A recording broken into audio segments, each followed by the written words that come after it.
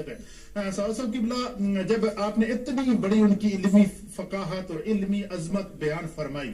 وہاں پر کہتے ہیں کہ حضرت شہاب الدین سہروردی رحمۃ اللہ علیہ کی جہاں اور کتابیں ہیں، وہاں دنیا تصوف کے اندر عوارف المعارف، جس کو تصوف کے اندر ایک کیانیہ سعادت کی حیثیت حاصل ہے، ایک انسائکلوپیڈیا کی حیثیت حاصل ہے،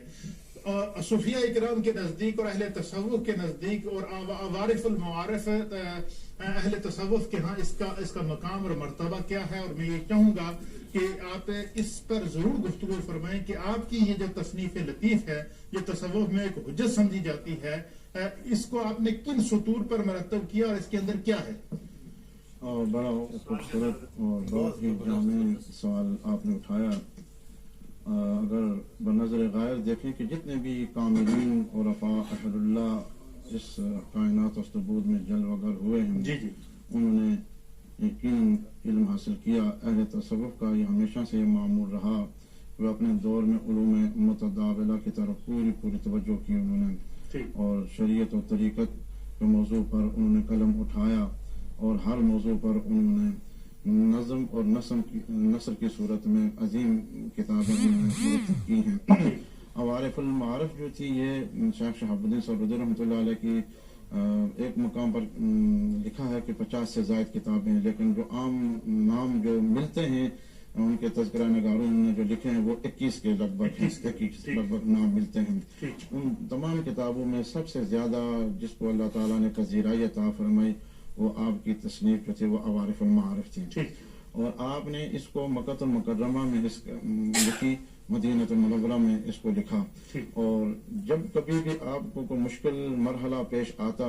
تو آپ بیت اللہ شریف کا طواف کرتے، دوران طواف اللہ کی بارگاہ میں التجا بھی کرتے، فارغ ہو کر بھی التجا کرتے کہ جو بھی مشکل پیش آتی اللہ تعالیٰ اس مقام کی برکت سے اور آپ کے دعا جو اخلاص اور کے نور سے دھلے ہوئے الفاظ ہوتے تھے وہ اللہ قبول فرما لیتا تھا، اور وہ مشکل مسئلہ جو حل ہو جاتا تھا۔ تو عوارف المعارف تقریباً یہ 560 ہجری کے قریب انہوں نے لکھی ہے۔ اس میں شریعت اور طریقت کے جتنے بھی مضامین، جس طرح صوفیاء نے کشف المعارف، اصل متن آپ کس زبان میں؟ وہ عربی زبان میں، خود ان کو اصل فارسی تھی لیکن انہوں نے عربی میں اس کو مرتب کیا، اور پھر اس کے جو عوارف المعارف کے عربی میں اس کی شروحات ہیں، فارسی میں اس کی شروحات ہیں، ترکی زبان میں اس کی شروحات ہیں، اردو زبان میں اس کی شروحات ہیں، ترجمے ہیں، اور اس کی بہت سے اہل اللہ نے اس کو حضرت فرید الدین مسعود گنج شکر رحمۃ اللہ تعالی علیہ جیسا شخصیت، اور حضرت مجدد الفیسانی رحمۃ اللہ علیہ کے والد گرامی وہ اس کو پڑھتے بھی تھے اور اپنے متعلقین میں اس کا درس بھی دیا کرتے تھے، اتنی مستند اور مقبول کتاب تھی۔ اور پھر صوفیاء نے اس کو باقاعدہ سب خود بھی پڑھایا اور اپنے متعلقین اور مریدین کو اور متعلقین کو پڑھاتے بھی رہے۔ پھر اس میں خوبی یہ ہے کہ جس طرح حضرت امام غزالی رحمۃ اللہ تعالی علیہ نے اپنی کتابوں کو قرآن پاک اور آیات مبارکہ اور اخبار سے اور حدیث مصطفیٰ صلی اللہ علیہ وسلم سے آغاز کرتے ہیں اور مسائل کے استنباط کرتے ہیں، اسی طرح بالکل اسی طرح حضرت شیخ شہاب الدین سہروردی رحمۃ اللہ علیہ پہلے قرآن پاک کی آیات لاتے ہیں، پھر آثار لاتے ہیں، اخبار لاتے ہیں، احادیث لاتے ہیں، پھر اس سے مسائل کا استنباط کرتے ہیں۔ اور حضرت جلال الدین بخاری رحمۃ اللہ تعالیٰ جو آپ ہی کے سلسلہ سے تعلق رکھتے ہیں،